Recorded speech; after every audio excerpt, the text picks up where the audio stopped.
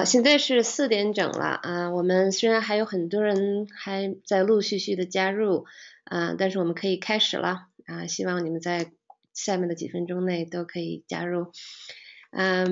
首先感谢大家来参加今天的 webinar。这个感觉蛮奇怪的，好像你们都能看到我，我看不到你们啊。是这样，就是我先做几分钟的自我介绍然后呢，我们会做一个30到40分钟的演讲。然后我会有一些 Q&A， 那如果在这个期间的 Q&A 呢，请用你的 question function on your control panel， 这样的话我们可以节省很多时间然后如果你还有很多问题我不能及时回答的话，也欢迎你们过后会发 email 给我，我会把我的 contact information 留给你们，好吧？那我们现在就开始了。首先呢，先介绍一下我自己我出生并成长在沈阳市有一个弟弟和一个妹妹。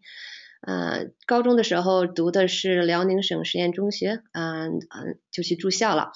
这个呢，很早就养成了一个独立生活的习惯过后呢，也对我成长的过程有很大的帮助。所以如果你们有一些人如果有这样的经历的话，相信你可能也会和我有同样的感受。那大学的时候去了东财外贸学习国际外贸可是毕业后却做了和这个学习专业毫无相关的事情做的是财务和信用分析。在4年内在北京换了3个不同的公司。那原因呢，也是因为觉得自己好像做的不太够后来觉得还是要来美国读书，所以就申请了 MBA I went to Carnegie Mellon it was really good school and training。毕业以后加入了 Capital One，工作了大概将近13年了，这期间做了很多不同的工作从一个 analyst 慢慢的成长到一个VP 的 level。那最近呢，觉得好像有了一点点不够的挑战所以在去年下半年的时候决定再做一个很大的变化，那就决定今年做自己的 business。I started a company that focused on business and data analyst services. Try to apply what I learned from Capital One to help the smaller sized companies. 你们要是感兴趣的话，可以到网上去看一下。另外比较个人生活呢，是我my husband is Jeff Robinette. He's American, as you can see from the name. He is probably the most honest and nice person I've ever met. So he taught me how to be a better person every day. Changed my view of Americans all the time. So I definitely learned a lot from him. In addition, I enjoy traveling and reading. A few years ago, my husband persuaded me to take on the challenge of learning sailing. It took me a while to agree to, but I'm so happy I did. It was very, very fun and challenging, but rewarding at the same time. So I will go back and forth in Chinese and English because certain things are easier in English and some are easier in Chinese. So I hope that's not something that you mind. All right. Next, just a little bit of people that are important in my life. On the top are my brother and sister at my wedding, and my parent on the right top. My husband and I were at the sailboat, and my parent-in-law when we were on a vacation. They are the nicest people I've ever met as well. So I'm lucky that I have people that nice in my life. All right, so enough about me. The next, I'm gonna talk a little bit about what's important in a career. The next page is actually important to everybody. It's not just for Chinese, regardless of your nationality, your gender, you do have to this kind of skills at different level. So first of all, we all started at the junior level, and you need a lot of technical skills and job specific skills. For example, if you are a financial analyst, you will learn how to do the financial modeling and forecasting to the best you can. And if you are an IT professional, obviously you will code, and I'm sure a lot of you are much better coder than a lot of your American colleagues. And we all learn some basic skills, on writing, presentation, project management, etc. And obviously, everybody has to have a strong work ethic. So for Chinese, I actually see a lot of us have no issue in this category. We actually are very strong technically. It's very easy to pick up any of those technical assignments, and we all have very strong work ethic. However, when you get to the management level and executive level, there are lots of things I don't think we start early enough, including myself. So when you get to the management level, you need a lot more soft skills. When you move up ladders, in the junior positions, you can get promoted several times and with no problem. In many companies, you actually can promote it to the mid-management level by just doing, better than other people in the technical field. However, in many companies, and in Capital One particularly, if you want to become a manager, you have to demonstrate very strong soft skills, which includes, for example, communication, presentation, and people management, and most importantly, actually influencing skills. When I say influencing skills, it means that how do you influence others? How do they, understand what you're trying to do and buy in your ideas? And also, how do you push back? How do you kind of say no to people? These are all the skills that are not very easy to learn, but are super important. I didn't start early on enough. I'll give you a quick example of myself. During the first few years I was in Capital One, I was doing a lot of good technical work, and I was very quick. I was probably the best, worker on the team. So as a result, I do a lot of work. I delivered probably more than anybody I know in that team, and I got really good ratings on my level. However, I couldn't get the promotion, and I was puzzled. So I talked to a lot of people and then realized that by doing a lot of work and focusing on the technical skills, I created the image for myself as a good worker, but not a good leader. Because if you always say yes to whatever given to you and deliver, people don't think you can handle tough situations. When some other teams are wrong, when they give you something you shouldn't do, they don't believe that I could say no to them. So realized that, so I started sort of practicing. There's a one time I remember very vividly. I had this director who was a few levels above me, and I needed something from him and his team.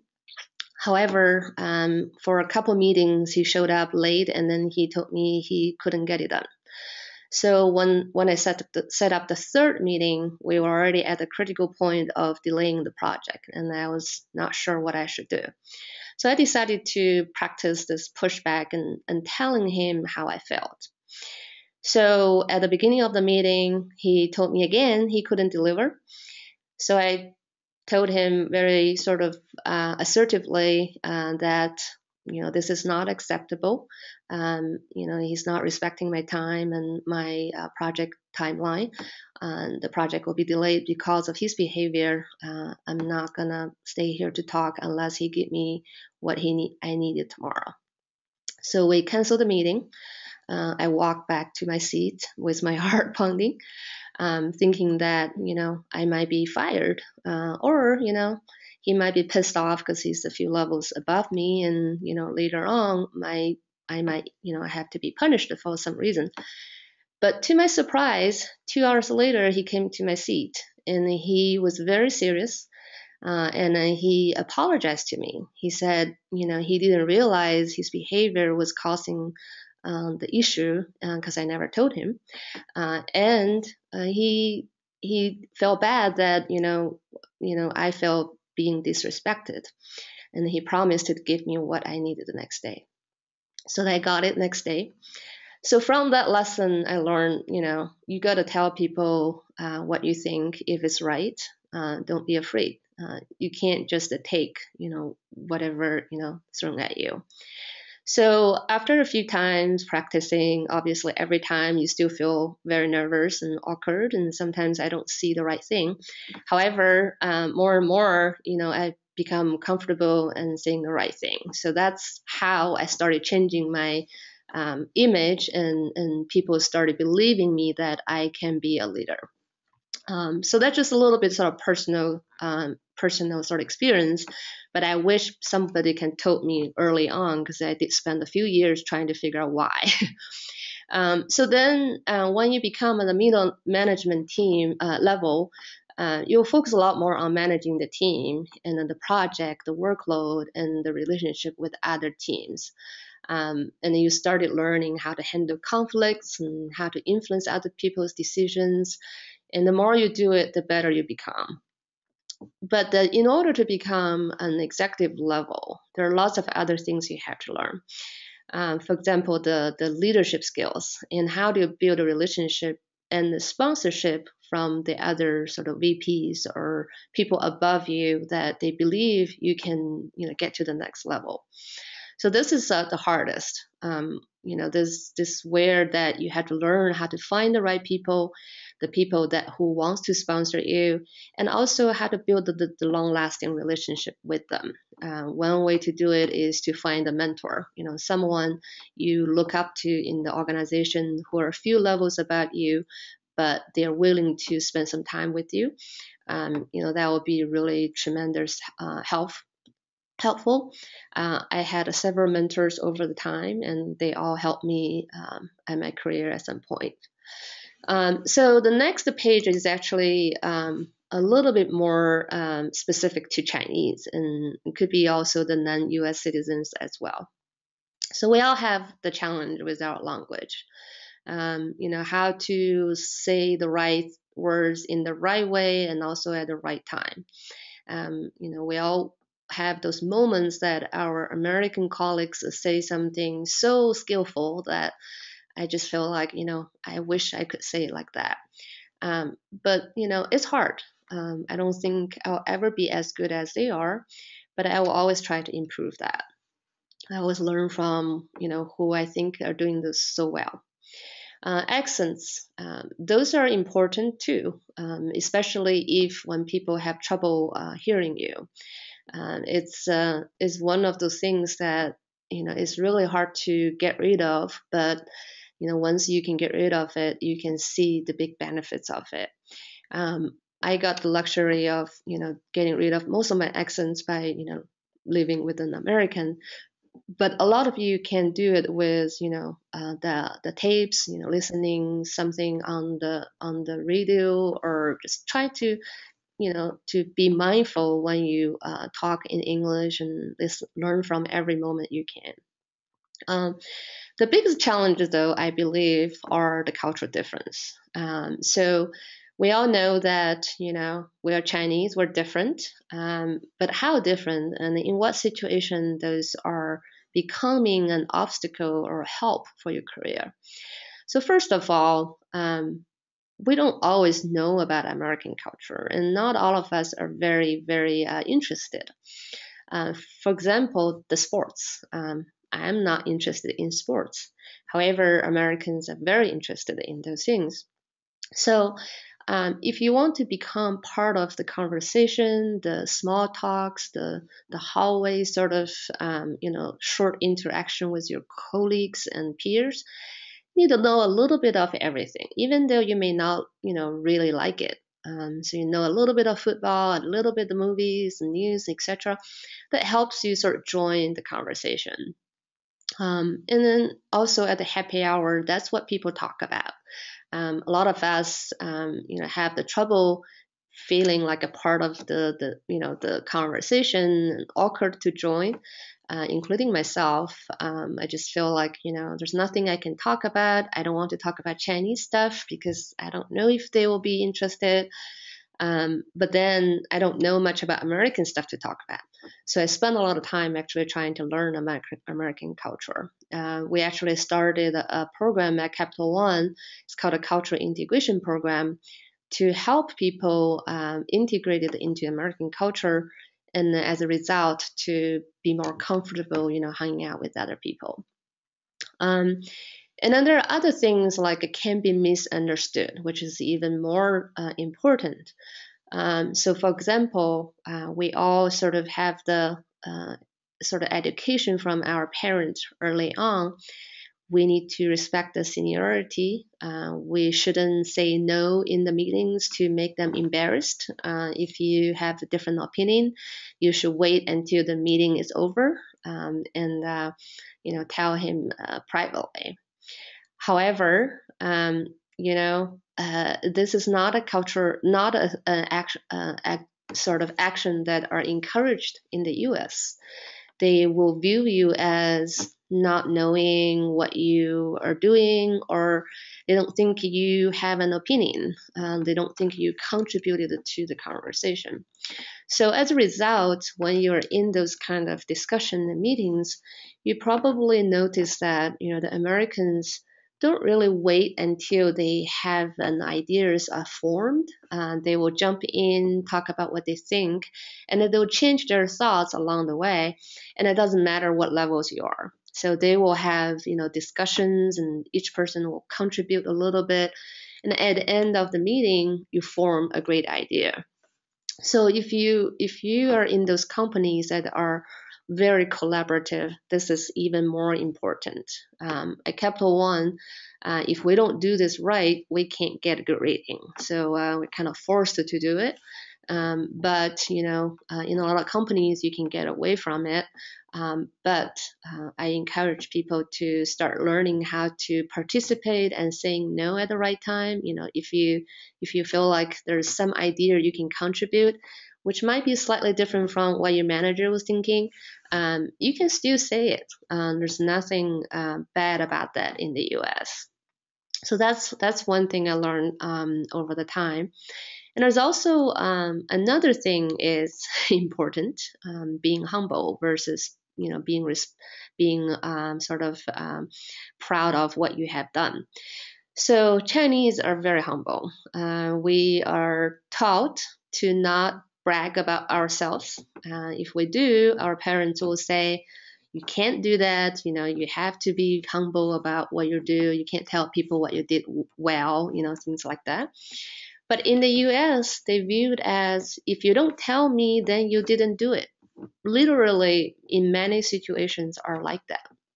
So you have to learn how to tell people what you achieved, especially when you talk to your manager and the people who are above you, who are deciding of your future. You need to make them aware of what you have achieved.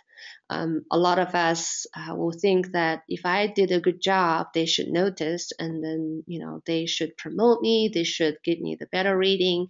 I don't really have to say it. But the reality is that you do have to say it. Because the managers not always know exactly what you're doing, and they do not always have the same impression of the achievement as you think about yourself. So there will be a lot of miscommunication if you don't talk about those things. I did have a couple Chinese associates on my team. I thought they did a decent job, but I never thought they were expecting a promotion, and I didn't think they were quite ready either. However, the next day after the readings were delivered, one of them sort of took up the courage to tell me he was very disappointed with the promotion. So then I started coaching him, why didn't we ever talk about it? Because it's important. And then, I realized that his mindset was still that old mindset that, I shouldn't brag about what I do. You should notice, and I should get the reward. So I started teaching him how to say those things, and then he learned, on his next role as well. So I think it's important for you to learn how to brag, how to be proud of what you have done, and how to ask for promotion at the right time in the right tone. Those are the things I think are often misunderstood. And often sort of impact your career progress. So I think you should pay a little bit more attention to those. And lastly, sponsorship. It's easier said than done. People like to hang out with people that are similar to them. If you have a sponsor, if you find the people who are, that you feel like comfortable hanging out with, build a relationship, who also are willing to help you, that will be helpful. However, in all companies, there are fewer Chinese are at the senior level, and that means that there are a lot less people who are willing to help us, and not because we're Chinese, but because that we are different, and sometimes we don't present ourselves the right way. So I think those are all the additional hurdle we have to overcome, as a Chinese and an American. So here are a few other things related to cultural integration. They don't seem to be sort of directly help you, but it definitely indirectly make you more welcome as a team and create a good impression for yourself. So like I mentioned a little bit, American sports, you do need to understand a little bit of everything. I'll give you an example. In one of my groups that I work with in Capital One, everybody on the team was a big fan of fantasy football, except for me. So at the beginning of each meeting during the season, it's almost guaranteed we'll talk about 5 minutes for fantasy football. So before the meeting starts, that's what people talk about. Many times I just felt like, why are we doing this? We should focus on working. This is the meeting time. And then I felt like I'm an outsider. So I just feel very awkward, don't feel like as part of the team. So the next year I decided to join the fantasy football league. And to my surprise, all my colleagues were so willing to help. They taught me how to pick the team. They laugh at me, and then, the things that I didn't do right, we become really kind of friends. So after that, I feel like I'm much closer to them. I don't feel like I'm an outsider anymore. I did that for 2 years, learned enough to participate in the conversation. However, I know I will never become a football fan, but that's okay. So I still have enough knowledge to join the conversation. So that's something that, I think you guys should do if you have, those kind of situation that in your career. And other things, just that, if you live in the U.S., I think you got to know a little bit about, the life here. What's the most important, most popular movies and TV series? What are the major news? Watch some English version of the shows instead of the Chinese. Read some English books, and try some non-Chinese food. Educate yourself with some of the beer and cheese and bars, because those are all very important, a big part of Americans' culture. If you want to be friends of them, those are the things you need to know a little bit, because we need to know our friends, what their interests are. Those are, things are, you think it's pretty natural for people to focus on. However, from all the people I know, I talk to, very rarely people actually spend some efforts in this area. So I think, hopefully, after today, you will start picking up some of that. What it really helps you is the networking and, the participation of the small conversations, small talks, and things like that. Okay, so the last thing is a little bit negative, but I want to sort of point out, because there are situations I run into in my career that I saw people created a negative image for themselves because of some of these things. So one, I noticed that sometimes people will, have lunch together with their friends, especially for Chinese, will have a big group in the cafeteria, and they speak Chinese, they're very loud. Those are not creating a good impression for American colleagues or people who are dining around us. They will feel like we are an a separate group instead of we are all, part of the, the team. And speak English all the time. There's no need to speak Chinese at work. And it's not being respectful to people who don't speak Chinese. So especially in elevators, I've seen so many people speaking Chinese in elevators. I've also seen Turkish people who speak Turkish in other language. But you always feel like, you're being a little bit disrespected if you're not part of it. So I think people should pay more attention, especially you don't know who are riding the elevators with you. It could be a VP or SVP that you will work with a few, someday, and then they, saw you doing the things and then created a bad impression at the time. That could impact your career. You never know. And dress, professionally. People always look nicer if they dress a little bit more professional. And also be aware of some of your own bad habits. It's okay with the friends, but at work, sometimes it's really bothering people. I've heard people talk about bad things about Chinese in the back of behind our back, saying they always talk when they're eating, when they're full of food, their mouth is full of food, because in American culture, this is a big turnoff. I didn't know that until at that time I heard someone said it. I just overheard it. So I think those are the things that we need to be a little bit more mindful. And then, it may or may not directly impact you, but you never know. I do see people impacted negatively at some point. So those are kind of the key things I learned from the time that I've worked in my career.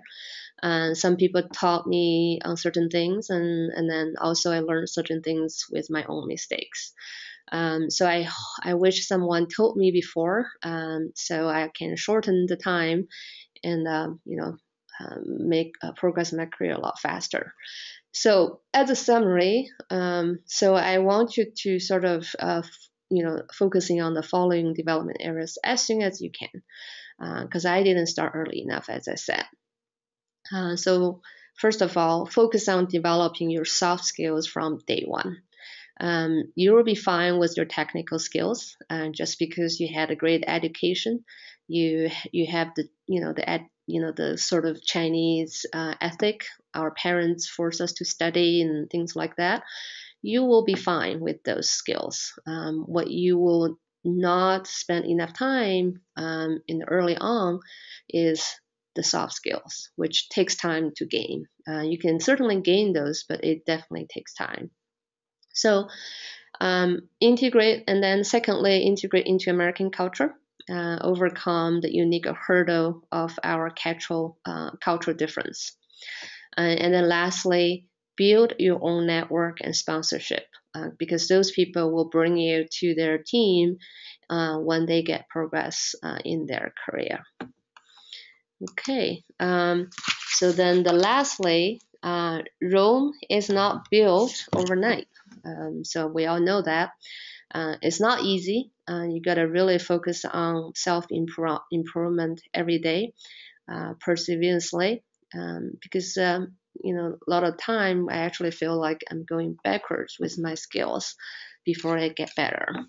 So you just have to be patient and perseverance, and do not feel frustrated when you don't feel like enough progress. Eventually, you will learn all those skills, because every skills and knowledge are learnable. And then, if you talk to the Americans, most of them actually learned those skills. They are not born with it. Okay, let me just check time real quick.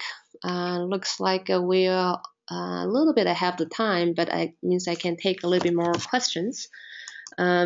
So we can go to the Q&A. So if you have questions, send it to me through the question area. on the control panel. It's kind of hard to talk here given the time we have. And if you don't have enough time, like I said, you can send it to my email or connect me through LinkedIn. I'll be happy to help and answer. All right, so let me see if there's any questions coming through.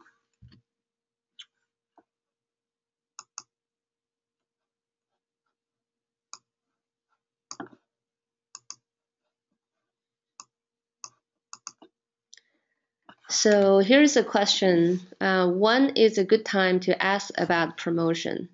I have worked in current position for 1.5 years. So this is a tricky question. Promotion discussion should start early. Asking for promotion should be at the right time.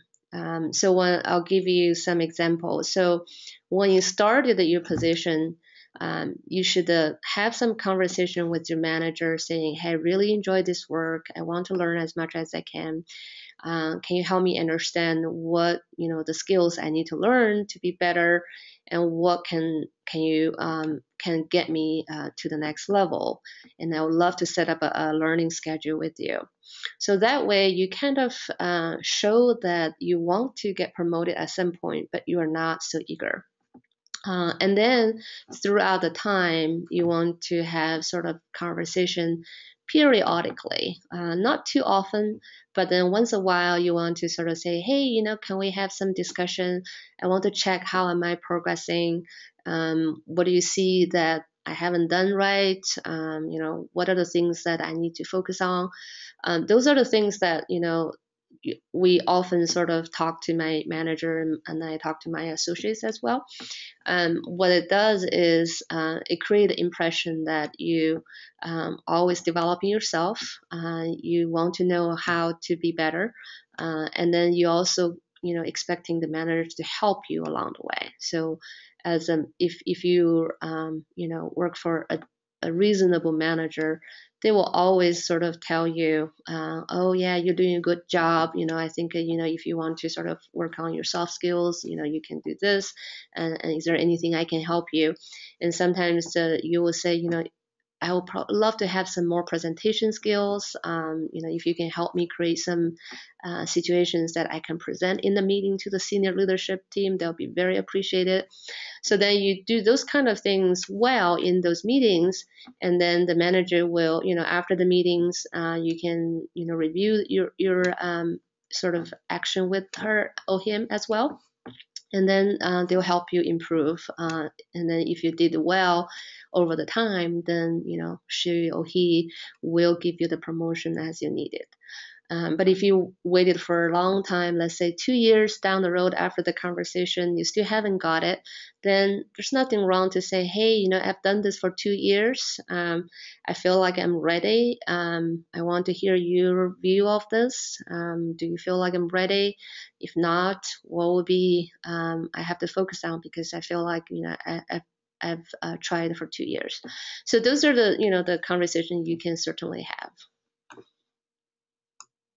All right, so the next one, 请问与职场上的印度人该如何相处？和美国人有何异同？This is an interesting question. In my experience, I don't see there is a difference. I do see Indians are doing a little bit better than us on soft skills, but they also have the similar challenge as we do. I don't think you should view them as Indian and treat them differently. I think you should treat them as their positions and who they are and what work they do. It's really just about building some common ground. If you feel like you want to know that more, then you probably want to know a little bit of Indian culture and educate them a little bit about Chinese culture. All right, the next one. 请问工业专科读到 Master 了，如何转到金融行业工作？不知道您知道这样的例子没有？是通过在读金融 Master 找工作，还是工作一段时间再跳槽到金融行业？So 在 Capital One 呢，我们其实招的人很多的时候是不同的专业的。如果你感兴趣的话，我也可以帮你refer 一下。我们的这个recruiting 的 principle 呢是for the best people, not for the background, because we believe we can actually train people if they have the right mindset, the right thinking, the right skills. We can train them. So especially if it's junior level, so we have like a case interviews and tests and things like that.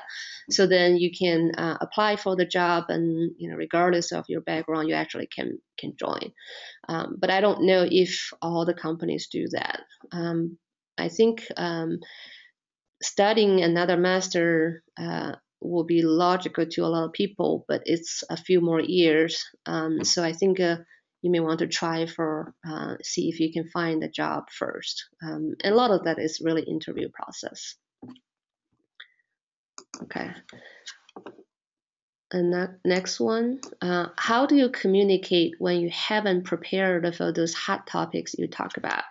Since I'm kind of stuck when talking to Americans in parties or even usual conversations, I cannot talk too much to them as I talk to Chinese. So this actually doesn't take too long. So if you started sort of doing some Googling just to sort of know a little bit basics, and first of all, obviously, you know what your coworkers are interested in. They may or may not be interested in sports. Whatever, in your specific situation, if you know what they usually talk about, you can do a little bit research yourself, just online. You can learn the basics pretty quickly, first of all. And then in those situations, you can ask the questions. You say, hey, I started learning this football thing, for example, because I really think I should learn this, but it's very confusing. Would you mind helping me understand a little bit more? Maybe we can have a lunch sometime. That way you actually, build a relationship with them, and then they will be willing to help you as well. So then in the next conversation, they will, bring it up, or you will bring it up, and then gradually you kind of spread it that way. And don't get me wrong, it's hard because personally, it took me a while to get used to it. I'm also not the really sort of extroverted person. So even today, sometimes I don't feel like talking in the party. But what's the difference today is I'm fine if I don't talk and I don't feel awkward today, because I know it's my choice. Before, it was because I didn't know how to talk to them. So I think you just have to be patient, do a little bit more homework, and then not afraid of asking for help. You can actually make a few friends that way. All right, let's see the next one. Hi, thank you for your insight. Could you share some experience and suggestions during finding yourself a mentor as well as mentoring others? Finding a mentor is tricky. I think for me, most of the time, I actually ask for my manager to help me. I say I needed to, learn certain skills, and I want to have a mentor, and if you can help me identify someone. There are also situations I ask for myself, but I don't think it's as successful because you don't know the person. You don't know if they are, willing to be a mentor, or if they have time. And so I would suggest you asking your manager as part of your development discussion. Hey, I want to improve my, so and so skills. I think I need a mentor to help me, and along the way, can you identify someone to help me with that? So then your manager can ask the person, which add a lot of value to the ask. And then sometimes you also try to ask other people, and if you know the person, obviously it will be a lot more helpful. Okay. And next one. If I feel mistreated by my supervisor, how should I bring this up in the conversation? This is a tricky one. I think depends on how real your feeling is and then the situation. And then you need to make that objective. The situation should be more of how I feel versus how you treated me. So I think one thing I learned from my husband, actually, mostly from our arguments in life, is in the Chinese way, or specifically the way I was brought up. I would say, you did that, and that was not right, and things like that. But he taught me what you should do is, something happened that day, and I feel like, I was mistreated or misunderstood because what you said. The subtle difference is that what you're telling him is how you feel, which cannot be challenged. Even though the situation is wrong, even though your feeling may not be true, you're not blaming him. What you're doing is you're just telling him how you feel, and maybe hoping that he will say, oh, I'm sorry, I didn't realize that. Or he can say, can you tell me a little bit more about it? So that way, you sort of tell him your feeling without, accusing him. But if you want to give me some example, send me an email later. I think this is Zhou Lang. Send me an email, give me the example, or give me a call later. I'll be happy to help you with that. Okay. Capital One 是否招 Java programmer? I'm sure the IT group does, but personally, I really don't know because I'm in the analyst team. I think we're doing like a SQL, SAS type of programming, but not really a Java. But if you want me to help out, I can help you later. 下一个，你好，我在金融行业工作，因为不是工作相关的，找到 H1B sponsor 很不容易，因为有个费用问题，第一份工作被老板把工资压得很低，这种情况下换工作的起点也较低，这样合理的和老板讨论薪资问题，争取到合理的 payment， 或者说1年后 annual review 的时候怎样涨幅比较合理。Yeah, this is a tough situation. Once you're in, it is hard to increase. I actually got in with a similar situation.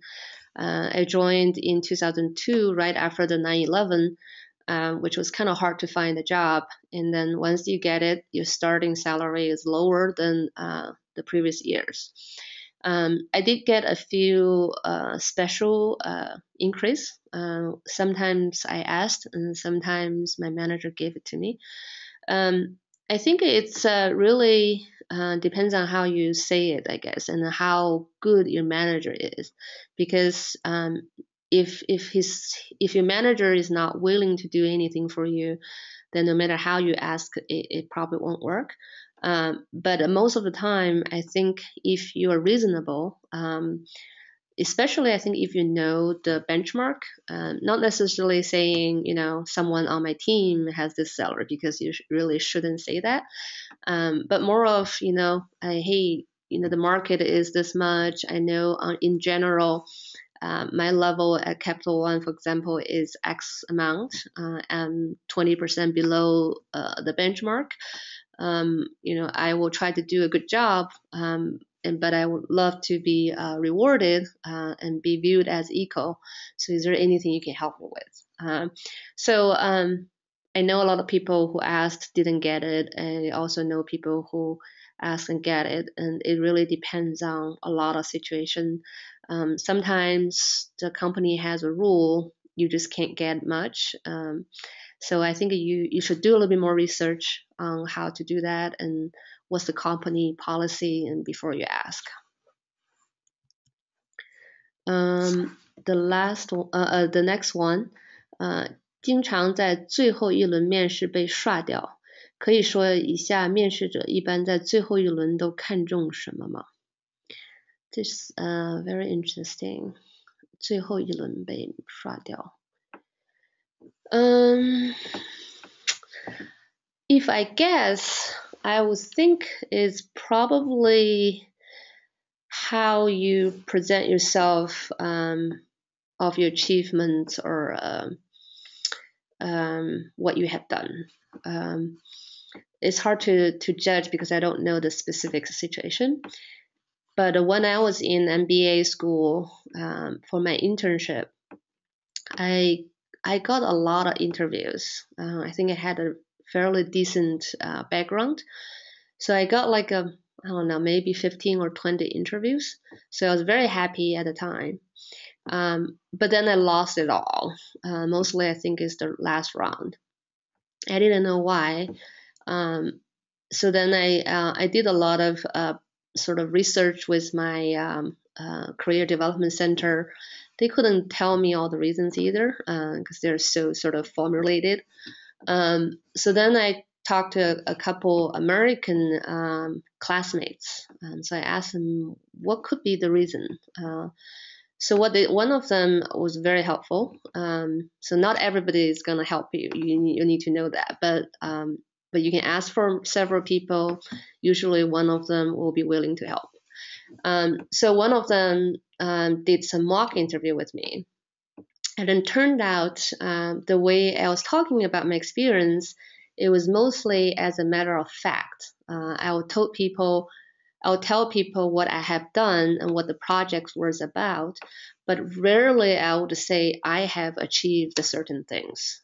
So I rarely say I led this project, I was the success, of the project, things like that.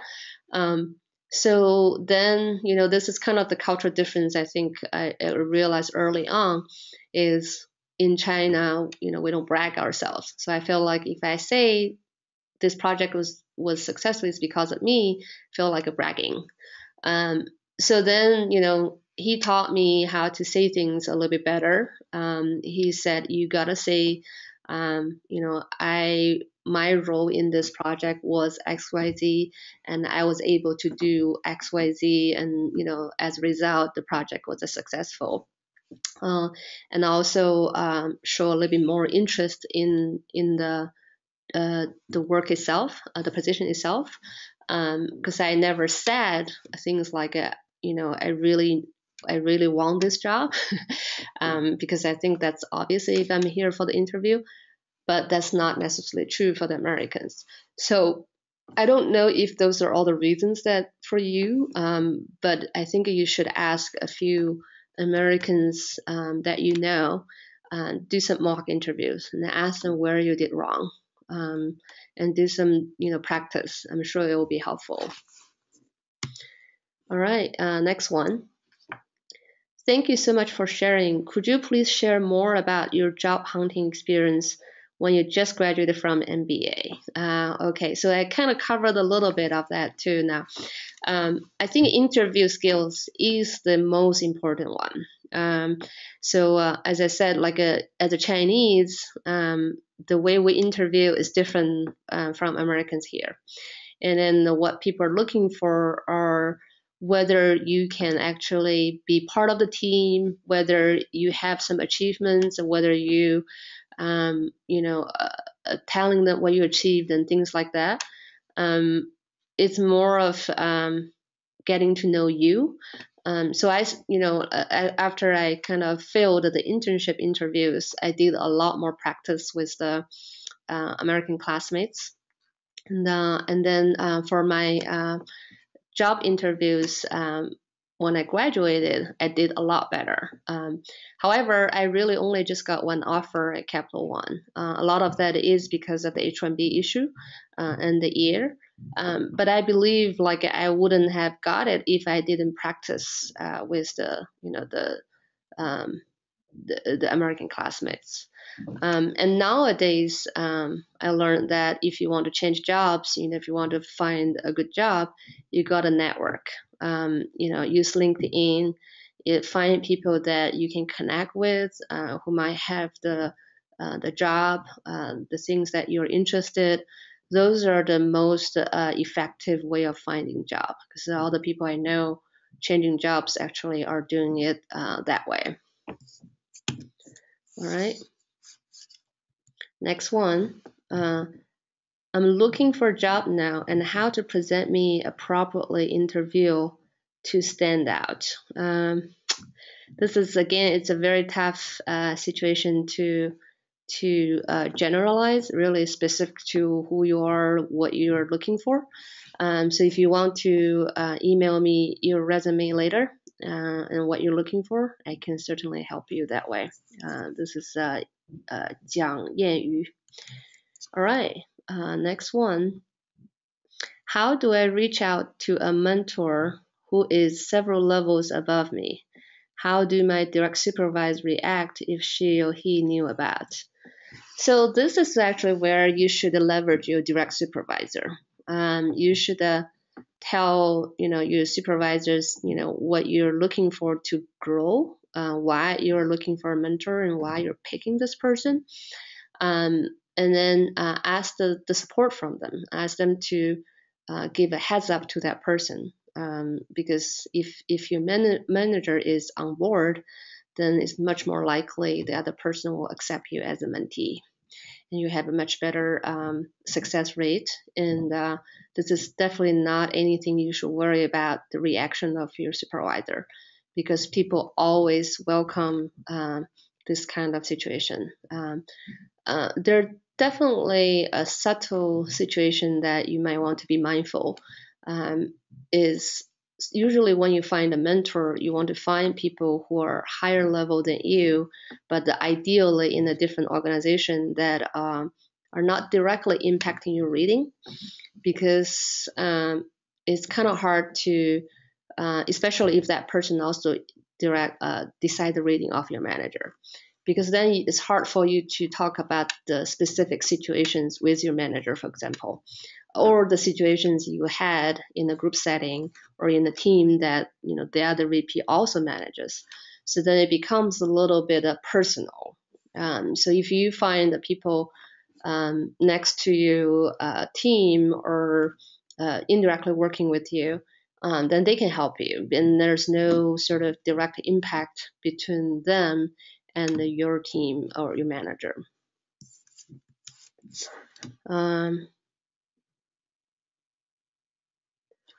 Next one, let's see.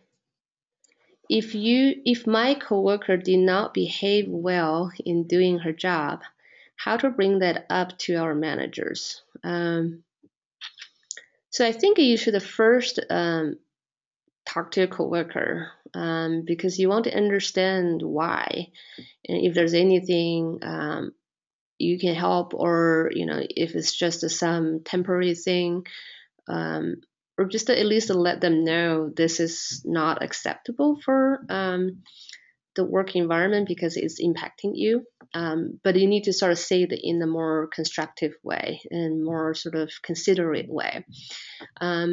Once you learn the reasons behind it, it becomes a little easier, because sometimes it could be they're just dealing with some tough situation in their personal life and they really can't do anything at work, feel distracted. That could be one reason. Usually those are temporary.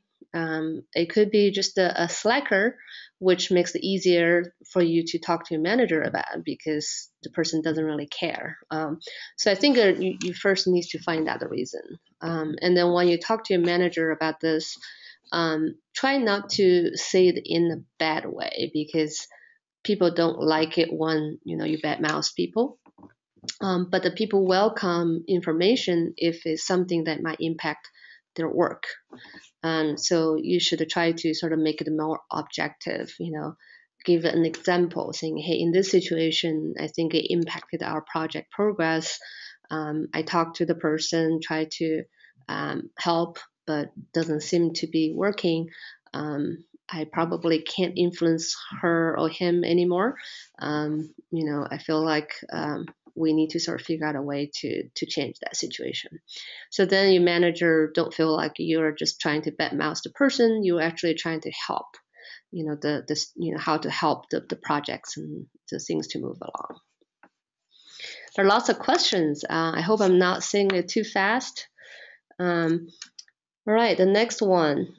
谢谢回复，再请教一下。我一个月前拿到 Capital One Onsite Intern， 结果挂了。请问 Capital One 有没有冷冻期？如果有，大概多久？有的，6个月。6个月以后你可以再重新申请。Capital One 的Onsite Interview 呢，最难的实际上是 Case Interview。如果真的再拿到的话，你要多做一些 practice。Case 如果过了的话，就很容易拿到。Next one. There's an interview question. Could you please give me some tips? How do you typically track progress with your stakeholders for interviews?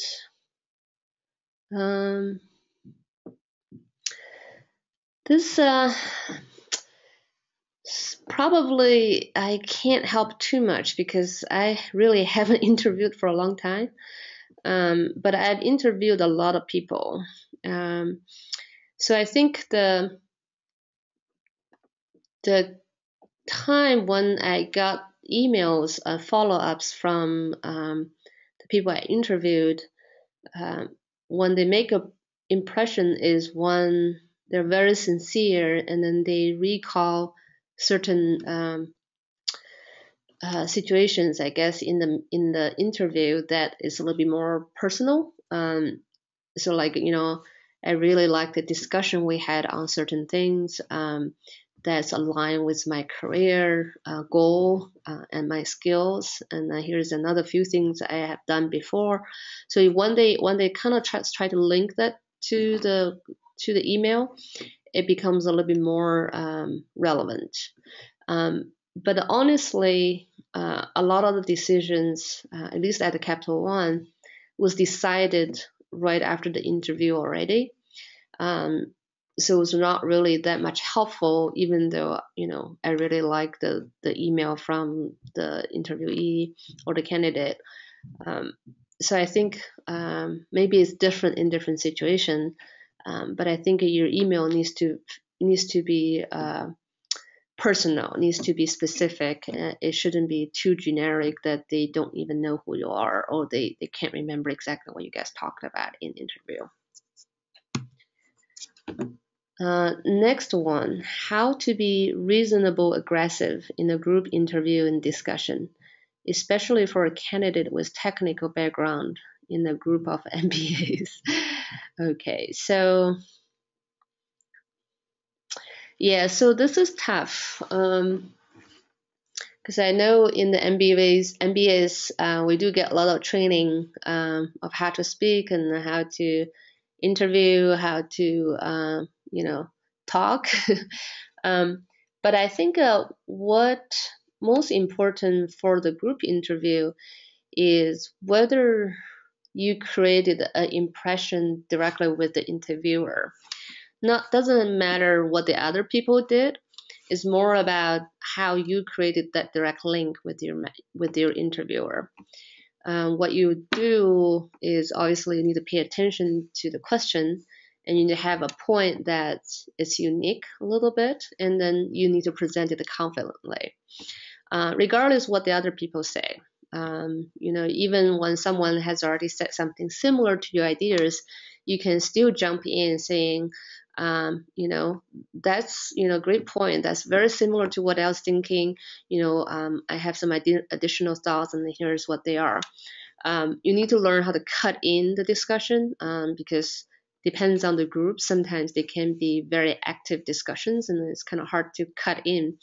But if you find those pause, like some quick break in between, and then you jump in, get your points across and looking at the interviewer in their eyes and making sure they understand what you're saying, then you create a link with the person.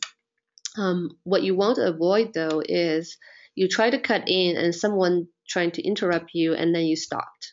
Don't stop because then you give the opportunity to other people. You just, keep talking and, because you started first. A lot of time, I think I learned that too. In some group discussions, not necessarily interview, is I would say, oh, sorry, and then I'll let the other person say first. But the truth is, the Americans don't do that. They always just keep talking. But you do need to find the right pause so that you're not interrupting people. Next one. 我现在在一个保险公司做 data scientist， 今后打算在金融界或者 IT 界工作。2个问题，除去兴趣，不知道您对什么样个性的人适合去 finance， 什么样的人适合去 IT 界？或者您觉得做数据分析的话，这2个行业并没有本质的区别。2，如果想在金融界发展的话，您觉得考 CFA 有多重要？ Hiring manager 在招人的时候，对于学过 CFA 的求职者有偏好吗？Good question. First one, I don't think that the personality should determine what you do. And people have good personality, good soft skills, can succeed in any field. So if you think about it, all the head of the IT or the head of the business analyst teams, they all have very, very strong soft skills and leadership and influencing skills. So it's really not about who you are. It's about what skills that you want to learn over time and demonstrate it. So even if you do IT, all your job is coding for a while, but you still have the opportunity to present to work on the project that interact with a lot of people. And then if you show your soft skills, you show up as a leader, you kind of help out with a lot of the tough situations, not necessarily as a technical skills. You still create that impression that you can handle more. So it's really first obviously align with what you want. I think data scientist is a great profession nowadays, especially now everybody talk about big data and things like that. So I think you have a lot of potential if that's what you're doing. But I will definitely suggest that you working on your soft skills.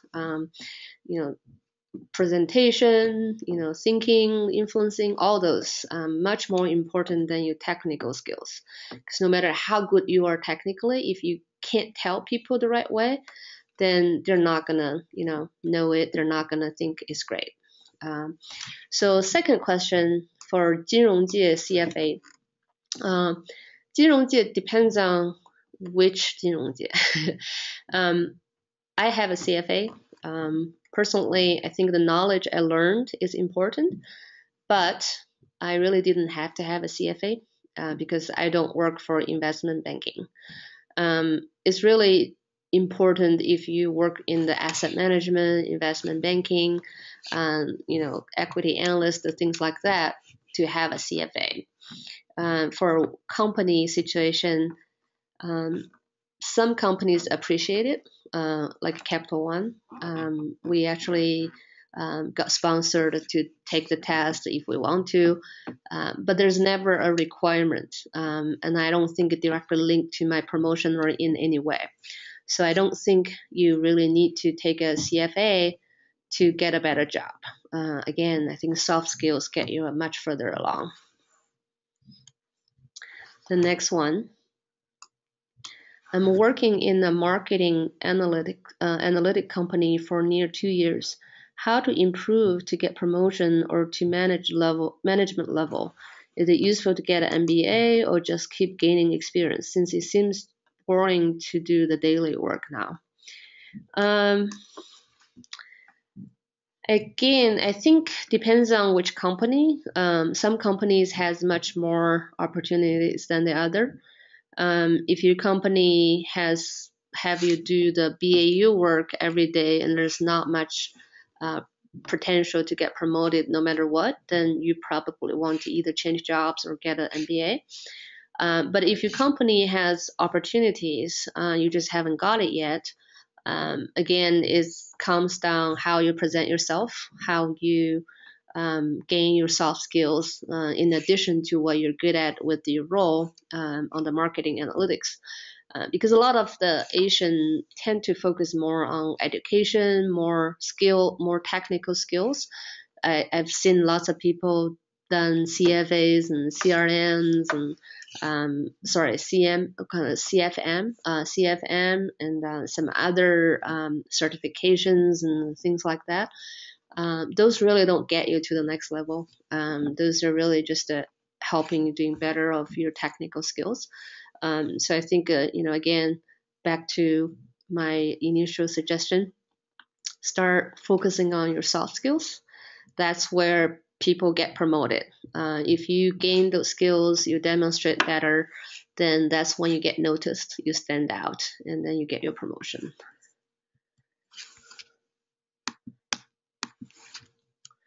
Have you ever experienced times when you were thinking about 跳槽? How did you settle down with that? Thanks. Yes, I have thought about it many times. Because you run into situations that are not always happening in your way or as you expected. As a natural sort of reaction, people thinking about changing job. So I did think about quite a bit occasionally, and actually did some interview a few years ago. Actually, maybe 6 years ago.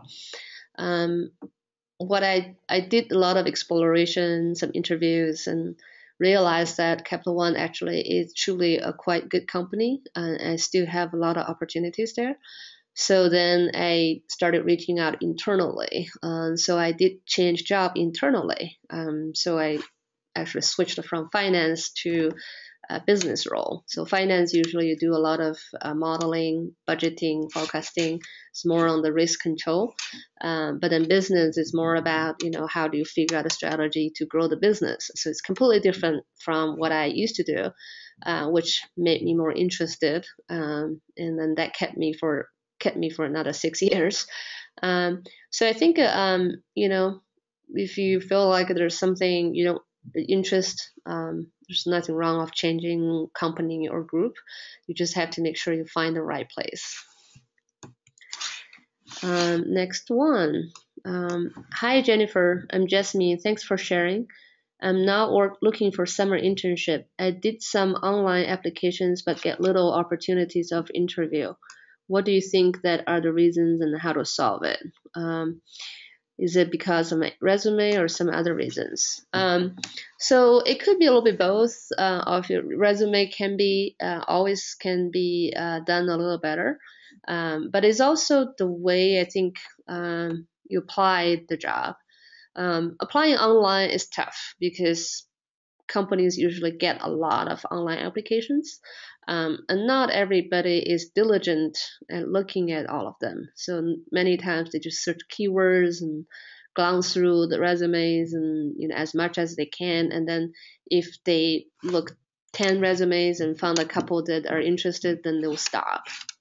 So your resume may or may not be even looked at. That's the thing. So I think you should definitely try a little bit more networking, or use LinkedIn, for example. I think LinkedIn is actually the best, networking tool or finding jobs. Look for the companies that you're interested. Find out if they have internship position on their website. If they do, try to find the person on LinkedIn and connect with them. Introduce yourself, try to build a connection and then send the resume. So that way you will be much more successful of getting the interview at least. So it is a lot of work, but it's actually much more efficient than applying online.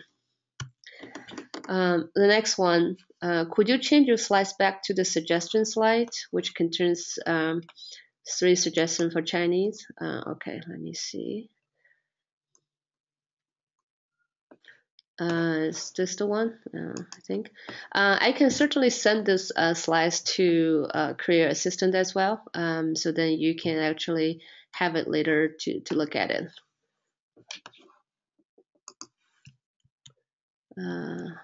All right, I think that's all the questions.